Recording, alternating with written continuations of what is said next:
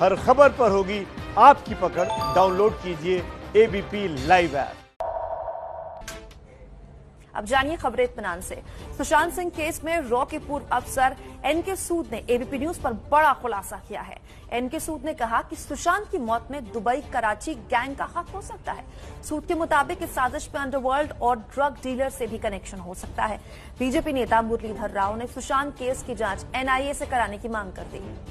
Sushant Singh Rajput case में आज drug angle की जांच के लिए नार्कोटिक्स कंट्रोल ब्यूरो ने अहम बैठक की।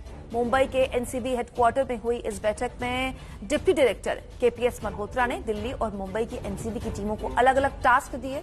दिल्ली एनसीबी की टीम जांच के लिए मुंबई पहुंच चुकी है। एनसीबी जल्द ही रिया और बाकी लोगों को समन भी भेजेगी। ईडी से रिया और ड्रग के डीलर की चैट सामने आने के बाद एनसीबी अब रिया से पूछताछ की तैयारी में है।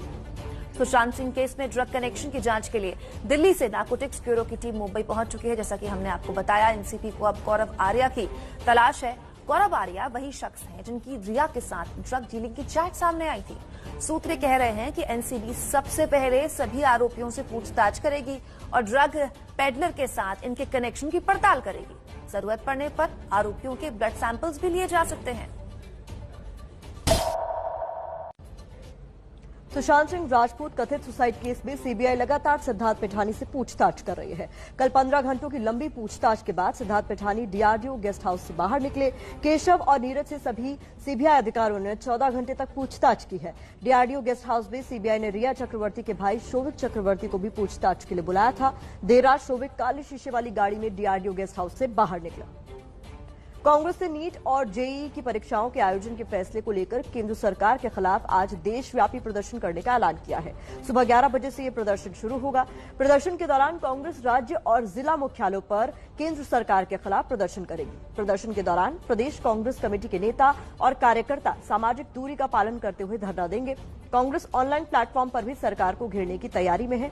सोशल मीडिया पर सुबह 10 बजे से वीडियो पोस्ट के जरिए कांग्रेस की ओर से राष्ट्रव्यापी ऑनलाइन अभियान #स्पीकअप फॉर स्टूडेंट सेफ्टी चलाया जाएगा। कांग्रेस लगातार सरकार से कोरोना खतरे को देखते हुए जेईई नीट परीक्षाओं को रद्द करने की मांग कर रही है।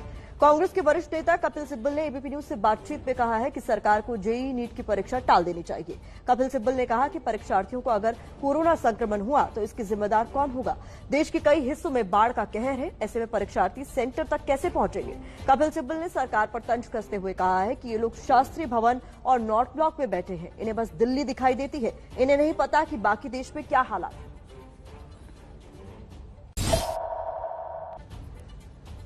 यूपी में कंप्लीट लॉकडाउन लागू करने के इलाहाबाद हाईकोर्ट के टिप्पणी पर यूपी सरकार आज अपना पक्ष रखेगी। राज्य में कोरोना के बढ़ रहे मामलों को लेकर इलाहाबाद हाईकोर्ट में नाराजगी जताते हुए यूपी सरकार को कंप्लीट लॉकडाउन का सुझाव दिया था। हाईकोर्ट ने टिप्पणी करते हुए कहा था कि जब तक राज्य में पूर्ण लॉकडाउन नहीं होगा, कोरोना केस में कमी नहीं आएगी। हाईकोर्ट की डिवीजन बेंच ने यूपी सरकार के सचिव को 3 दिनों में हलफनामा देखने को कहा था, जिस पर आज सरकार अपना पक्ष रखेगी।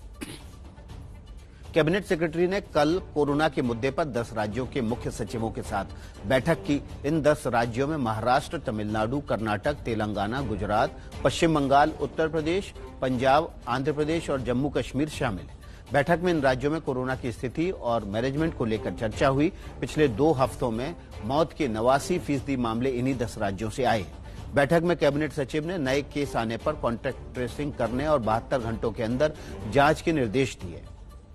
कोरोना काल में 14 सितंबर से शुरू हो रहे संसद सत्र के लिए राज्यसभा सभापति वेंकैया नायडू ने राज्यसभा में मॉक ड्रिल का आयोजन कराया। करीब 45 मिनट तक चले इस मॉक ड्रिल में कर्मचारियों और अधिकारियों को सांसदों का डमी बनाकर बैठाया गया। लोकसभा स्पीकर ओम बिरला ने भी गुरुवार को लोकसभा की तैयारियों का जायजा लिया।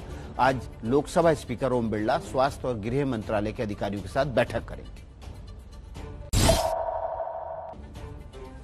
पंजाब में आज से विधानसभा का 1 दिवसीय सत्र शुरू हो रहा है। पंजाब में अब तक 30 विधायक कोरोना संक्रमित हो चुके हैं। विधानसभा का सत्र आज दोपहर 2 बजे से शुरू होगा। पंजाब के मुख्यमंत्री कैप्टन अमरिंदर सिंह ने बुधवार को कांग्रेस अध्यक्ष सोनिया गांधी के साथ हुई 7 सीएम की बैठक में ये जानकारी दी।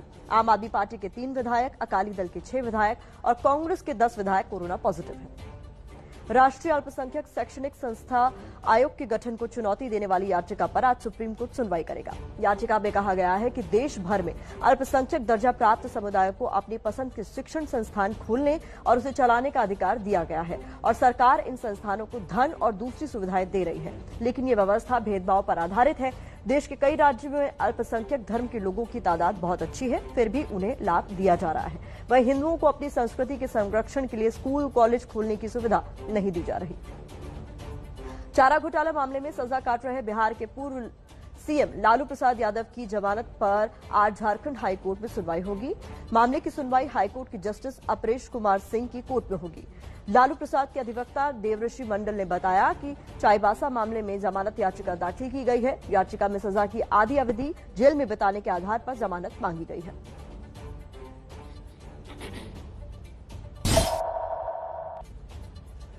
विश्वविद्यालयों में ग्रेजुएशन और पोस्ट ग्रेजुएशन के फाइनल ईयर के पेपर लिए जाएंगे या रद्द होंगे, इस पर आज सुप्रीम कोर्ट में फैसला आएगा। फैसला सुबह 10:30 बजे आ जाएगा। यूजीसी ने विश्वविद्यालयों को 30 सितंबर तक परीक्षाएं कराने का निर्देश दिया था, जिसके बाद सुप्रीम कोर्ट में यूजीसी के इस आदेश के खिलाफ कई याचिकाएं दायर हुई। याचिका में कोरोना के गंभीर खतरे का हवाला देते हुए परीक्षाएं रद्द करने की मांग की गई है। कोरोना के दौर में स्कूली बच्चों की शिक्षा के लिए एक समान नीति की मांग पर सुप्रीम कोर्ट ने केंद्र और राज्यों को नोटिस जारी किया है। याचिकाकर्ता गुड गवर्नेंस चैंबर ने कहा कि राज्यों ने ऑनलाइन क्लासेस की अनुमति तो दे दी, लेकिन गरीब छात्रों का ध्यान नहीं रखा। गरीब बच्चे इस दौरान शिक्षा से वंचित न रह जाएं, इसके लिए राज्य सरकारें और विकल्पों पर काम करें। हरियाणा सरकार ने लॉकडाउन के दौरान हुए शराब घोटाले की जांच विजिलेंस विभाग को सौंप दी है। हरियाणा के गृह मंत्री अनिल विज ने ये जानकारी देते हुए कहा कि एसईटी की जांच में एक्साइज विभाग के अलावा एक सीनियर आईएएस और महिला आईपीएस की भूमिका पर सवाल उठे थे। अब इसकी पड़ताल हरियाणा विजिलेंस करेगा। आपके अपने चैनल एबीपी न्यूज ने सबसे पहले सोनीपत शराब गोदाम में लॉकडाउन में 5500 पेटियां चोरी होने का खुलासा किया था। पानीपत के समालिखा और फतेहाबाद के गोदाम से भी शराब गायब हुई थी। भारतीय क्रिकेट कप्तान विराट कोहली और अनुष्का शर्मा ने सोशल मीडिया के जरिए फैंस को अपने घर नए मेहमान के आने की खुशखबरी दी। विराट कोहली ने ट्वीट कर कहा कि उनके घर जनवरी में नया मेहमान आने वाला है। दिल्ली कैपिटल्स के मुख्य कोच और पूर्व ऑस्ट्रेलियाई कप्तान रिकी पॉन्टिंग दुबई में होने वाले आईपीएल के लिए पहुंचे हैं। 19 सितंबर से शुरू होने वाले टूर्नामेंट में हिस्सा लेने से पहले उन्हें 6 दिन के आइसोलेशन में रखा गया है। पाकिस्तान के पूर्व क्रिकेटर रमीज राजा ने कहा है कि स्टार बल्लेबाज बाबर आजम को भारतीय कप्तान विराट कोहली से सीखना चाहिए कि मैच कैसे जिताया जाता है।